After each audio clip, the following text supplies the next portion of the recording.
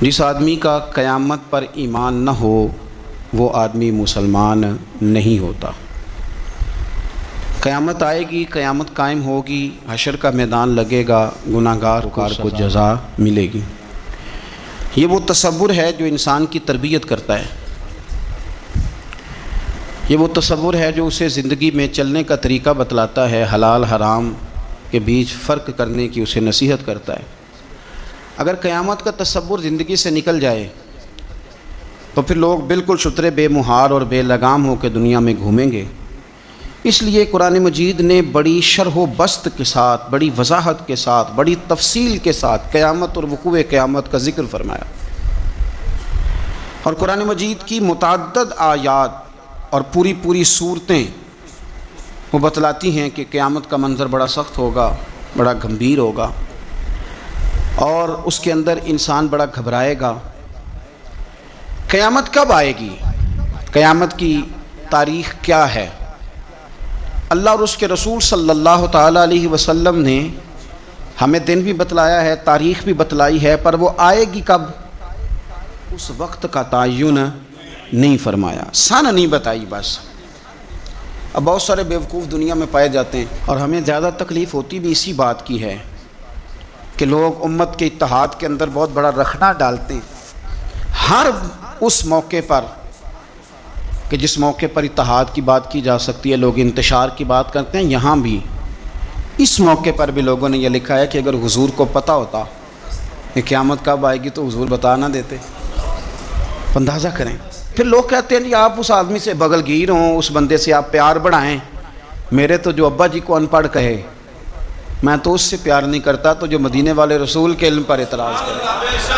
ہاں یہ یاد رکھیں، ہزاروں قومیں وجود میں آئیں دہر میں خشک و تر کے رشتے سے، پر ہم نے بنیاد دوستی رکھی یاد خیر البشر کے رشتے سے۔ ہم اس کے غلام ہیں جو حضور کا غلام ہے، لیکن اسے ہر مقام پر نبی پاک میں نقص نظر آئے تو پھر دشمن احمد پہ شدت کیجئے، ملحدوں سے کیا مرب اور شرک ٹھہرے جس میں تعظیم حبیب، اس برے مذہب پہ لعنت کیجئے۔ یہاں بھی لوگ دیکھیں کہ بات کیا چل رہی ہے قیامت کی، اور آپ کیا تفسیر بیان کر رہے ہیں کہ حضور کو پتہ ہی نہیں تھا۔ یہ انداز آپ نے اختیار کیا ہے۔ قیامت کی علامتیں نبی پاک نے ہمیں بتا دیں، فرمایا کہ جب یہ معاملہ ہو جائے تو سمجھ لو پھر قیامت آنے لگی، سمجھ لو پھر قیامت۔ دیکھیں نا، لوگ کہتے ہیں جی جب آپ کا جسم ٹوٹنے لگے، جب آپ کی طبیعت میں کمزوری آنے لگے، جب آپ محسوس کریں کہ میں ان بیلنس ہو رہا ہوں تو چیک اپ کرا لیں، شوگر تو نہیں ہو گئی۔ یہ اس کی علامتیں۔ جب آپ کے جسم میں تپش بڑھ گئی، آپ کے معدے کا نظام ڈسٹرب ہو گیا، آپ کے ہاتھ پیر جلنے لگے، تو اب آپ نہ ٹیسٹ کرائیں کیا ہو گیا۔ تو کسی بھی چیز کے آنے سے پہلے اس کی کچھ علامتیں ہوتی ہیں۔ تو ہمارے رسول پاک علیہ السلام نے ہمیں کچھ نشانیاں بتا دی قیامت کی، فرمایا ان نشانیوں پر غور کرو، جب یہ چیزیں آئیں پھر تمہیں نے انتظار کرنا ہے، پھر قیامت آئے گی، پھر تارے جھڑیں گے، چاند ٹوٹے گا، زلزلہ آئے گا۔ قرآن مجید نے کہا سورہ ابراہیم کے اندر کہ یوم تبدل الارض غیر الارض، فرمایا جس دن یہ زمین کسی اور زمین سے بدل دی جائے گی۔ یہ جو تمہارے پاس زمین ہے یہ زمین نہیں رہے گی، والسماوات، اور آسمان بھی بدل دیے جائیں گے۔ اس کو آسان نہ سمجھیں۔ آپ زمین پہ پیر رکھیں اور آپ کو شاید شیشہ ہی لگا ہو، اگر آپ کو اندازہ ہو نا کہ یہ پانی ہے تو آپ کا پیر جمتا نہیں، آپ گھبرا جاتے ہیں کہ یہ وہ والی زمین نہیں جس پر میں چلنے کا عادی ہوں۔ یہ کوئی آسان بات نہیں۔ آپ اپنا ملک چھوڑ کے کسی اور ملک جائیں تو آپ بڑے پریشان ہوتے ہیں، کہتے ہیں میں پردیسی ہوں، اور انشاءاللہ پردیسی کوئی بھی نہ تھی وے ککھ جنا تو پارے تاڑی مار اڑا نہ باہو اسی تے اگے ہی اڈن ہارے۔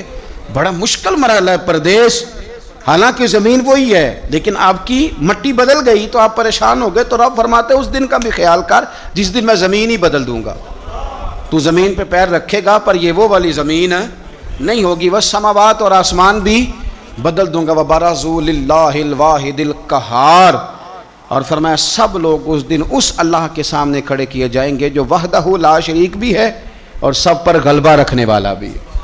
اس دن سب اس کے سامنے کھڑے ہوں گے۔ میرے نبی کریم صلی اللہ تعالیٰ علیہ وسلم، نبی پاک علیہ السلام نے دو قسم، ایک علامات کبریٰ ہیں، بڑی بڑی نشانیاں، جیسے دجال آئے گا، یاجوج ماجوج نکلیں گے، حضرت عیسیٰ علیہ السلام آئیں گے، امام مہدی علیہ السلام تشریف لائیں گے، تو یہ بڑی بڑی نشانیاں، لیکن اس سے پہلے چھوٹی چھوٹی نشانیاں بھی حضور نے بیان فرمائی، اور فرمایا یہ تو مجموعی طور پر ہوگا نا، ساری دنیا کے لیے دجال آئے گا، ہوگا نا کہ ساری دنیا کے لیے امام مہدی آئیں گے، جناب عیسیٰ آئیں گے، یہ تو مجموعی ہے، لیکن تم انفرادی طور پر بھی اپنے دائیں بائیں دیکھو کہ یہ جو چھوٹی نشانیاں یہ تمہارے اندر تو نہیں پیدا ہو گئیں۔ بخاری مسلم میں حدیث ہے، حضرت سیدنا عمر فاروق رضی اللہ تعالیٰ عنہ حدیث کے راوی ہیں، تو نبی پاک صلی اللہ تعالیٰ علیہ وسلم سے کسی نے پوچھا کہ حضور قیامت کے بارے میں کچھ بتائیں، تو نبی پاک صلی اللہ علیہ وسلم نے فرمایا جب لونڈی اپنے مالک کو جنے، جب ماں اپنا آقا پیدا کرے تو سمجھ لو قیامت آنے والی ہے، پھر قریب آ گئی ہے۔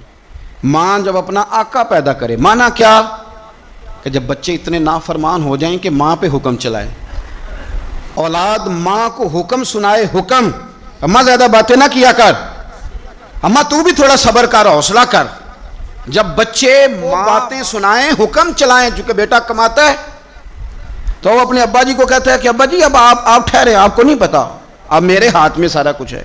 فرمایا جس دن تم یہ دیکھو کہ لونڈی نے آقا جنا ہے، نہیں پیدا کیا، اپنا سردار پیدا کر بیٹھی ہے، تو پھر تم اس دن یہ نہ کہنا بے سکونی ہو گئی، بدامنی ہو گئی، بلکہ اس دن سمجھ لینا کہ قیامت آنے لگی۔ بچے مسلط کریں، آپ یقین کریں بچے مسلط کرتے ہیں، بچے منوا لیتے ہیں اپنا آپ، بڑے نادان ہیں، اپنی جان پہ ظلم کرتے ہیں۔ اور میں نوجوانوں کو ایک بات عرض کروں، ماں باپ کی بات خدمت نہیں، ان کو خرچہ دینے کا نام خدمت نہیں، بلکہ بتائے رسول کریم علیہ السلام نے کیا فرمایا، فرمایا رضا اللہ فی رضا الوالد، تو سمجھ جا کہ تیرا والد راضی کس بات میں ہوتا ہے، اگر تو اس بات کو پا گیا تو اس کی رضا کو اگر پھر تیرا اللہ بھی راضی ہو گیا، تو یہ غور کر کے والد گرامی راضی کس بات، ان کی رضا، ماں کی رضا کی، یار دو یار بچوں سے چھوڑے جاتے ابے کے کہنے پر، دو دوست نہیں چھوڑے جاتے، والا ابا کہتے ہیں ان کے ساتھ نہ بیٹھا کر، کہتے ہیں ابا جی یہ تو اچھے بڑے ہیں، اس کی رضا کو پا جا، اس کی طبیعت کو پرکھ، تو محسوس کر کے یہ راضی کس بات میں ہوتے ہیں، تو ماں باپ کی رضا میں راضی ہو جا، تیرا رب بھی تجھ سے راضی ہو جائے گا۔ تو حضور نے فرمایا جب تم دیکھو نا، جب تم دیکھو کہ لونڈی نے آقا جنا ہے تو پھر تم قیامت کا انتظار کرو۔ اور میرے رسول پاک علیہ السلام نے دوسری علامت بیان کی، یہ بخاری مسلم میں بھی ہے، مشکات کتاب الایمان میں بھی ہے۔ حضور صلی اللہ علیہ وسلم فرمانے لگے جب تم دیکھو کہ ننگے پاؤں، ننگے بدن والے محتاج لوگ، بکریاں چرانے والے، ننگے بدن والے، ننگے پیروں والے، یعنی جن کے پاس پہننے کو کپڑا نہیں تھا، پہننے کو جوتا نہیں تھا، بکریاں چرا کے گزارا کرتے تھے، وہ جب محلات پر فخر کرنے لگے، جو بڑی بڑی کوٹھیوں میں رہنے لگے، تو پھر سمجھ لو قیامت آ گئی ہے۔ رکشہ چلانے والے کا بیٹا جب وزیر بنے اور اس سے پوچھا جائے کہ کروڑوں روپیہ کہاں سے آیا، تو وہ کہو میرے تو پرائز بانڈ ہی بڑے نکلے ہیں، میں جو بھی خریدتا تھا نکل آتا تھا، جو بھی خریدتا تھا نکل آتا تھا۔ جب خربوں پتی آدمی سے پوچھا جائے کہ اتنا پیسہ کدھر سے ہے، تو کہ بھینسیں رکھی تھی، وہ بھینسوں سے پرافٹ ہوا ہے۔ ہم اللہ کے فضل پر معاذ اللہ کسی قسم کا کلام نہیں کرتے، لیکن میرے رسول پاک علیہ السلام نے فرمایا جوتا نہیں تھا، پہننے کو کپڑا نہیں تھا، جب وہ محلات پر فخر کرنے لگے، بتانا اس کے لیے مشکل ہو جائے کہ میری کروڑوں اربوں کی جائیداد کہاں سے آئی، قوم کو لوٹ کر جب لوگ بڑے بڑے محلات پر فخر کریں، تو حضور نے فرمایا پھر یہ نہ سمجھنا ہماری معیشت خراب ہو گئی، یا پھر انتظار کرنا پھر قیامت، پھر تم نے قیامت کا انتظار کرنا ہے، قیامت آئے گی۔ حدیث سنیے نبی صلی اللہ تعالی علیہ وسلم، یہ آپ نے علامتیں محسوس کرنی ہیں، یہ بخاری مسلم کی حدیث ہے۔ ایک شخص نے نبی پاک صلی اللہ تعالی علیہ وسلم سے پوچھا کہ یا رسول اللہ مجھے قیامت کے بارے میں کچھ بتائیں۔ حضرت ابو ہریرہ رضی اللہ تعالیٰ عنہ فرماتے ہیں کہ حضور پہلے ہی قیامت کے بارے میں گفتگو کر رہے تھے، اس نے پوچھا کہ یا رسول اللہ قیامت آخر آئے گی کب؟ اللہ کے حبیب علیہ السلام نے اس کو بھی بتایا، ایک تیسری علامت بیان کی۔ حضور فرمانے لگے جب امانت کو ضائع کیا جائے تو قیامت آ جائے گی۔ اب ذرا وضاحت دیکھیے میرے نبی کریم کی، جب امانت کو ضائع کیا جائے گا تو قیامت آ جائے گی، قیامت آئے گی۔ تو اس نے فوراً عرض کی حضور امانت کب ضائع کی جائے گی، حضور امانت کب ضائع کی جائے گی؟ تو نبی پاک صلی اللہ علیہ وسلم نے فرمایا جب امانت نااہل کے سپرد کر دی جائے، جب کرسی پہ وہ بندہ بٹھا دیا جائے جو اس کا اہل نہیں ہے تو قیامت آئے گی. جب کرسی پر آدمی بیٹھتا ہے نا اہل تو پھر میرے نبی پاک نے فرمایا پھر قیامت آتی ہے. آپ اس کو چھوٹا نہ سمجھیں. ہمیں تو میری برادری کا تو میں نے ووٹ دینا ہے, ہمیں تو اتنا پتہ ہے کہ بندہ میری پارٹی کا تو میں نے ووٹ دینا ہے. نا اہلوں کے سپرد کر دیا سارا کچھ, جنہیں خبر ہی نہیں تھی, اس قابل ہی نہیں تھے.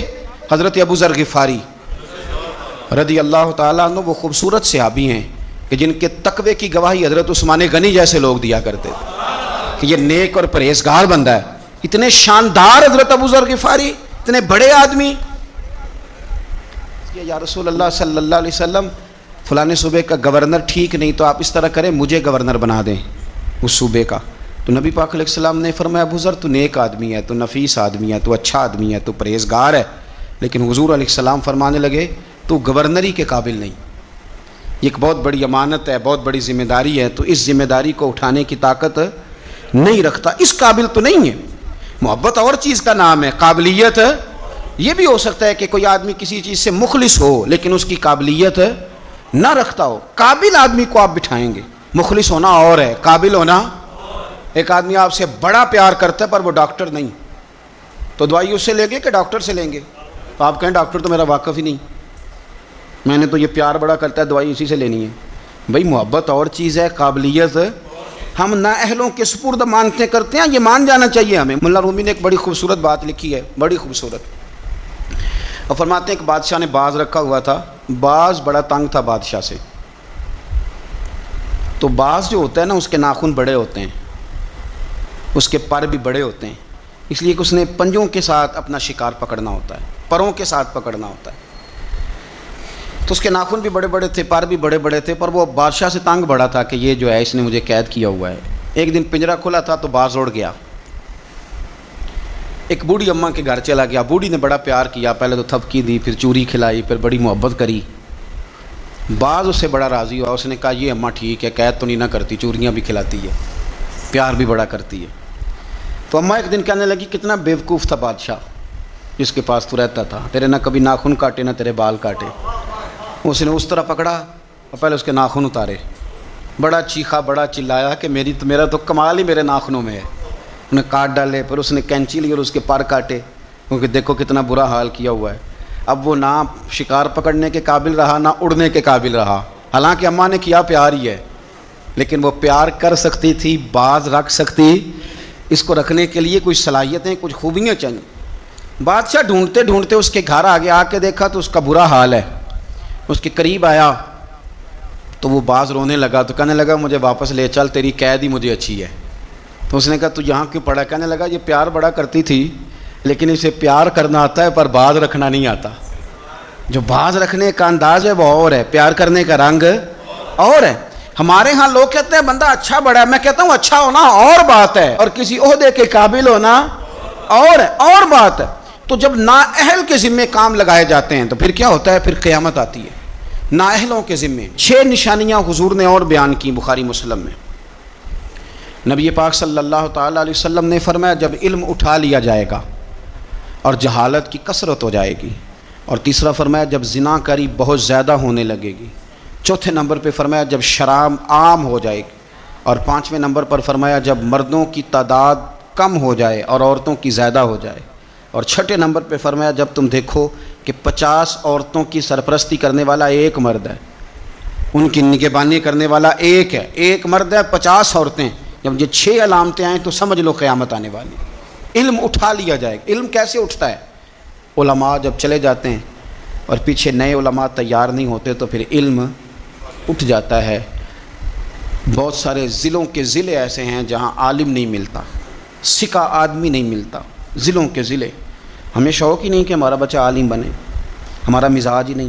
اور علم کی بات ہم سنتے بھی نہیں, نہ ان لوگوں کے قریب بیٹھنا, ان سے کچھ لینا ہمارا مزاج ہوتا ہے جو علم کے معاملے میں رسوخ رکھتے ہیں.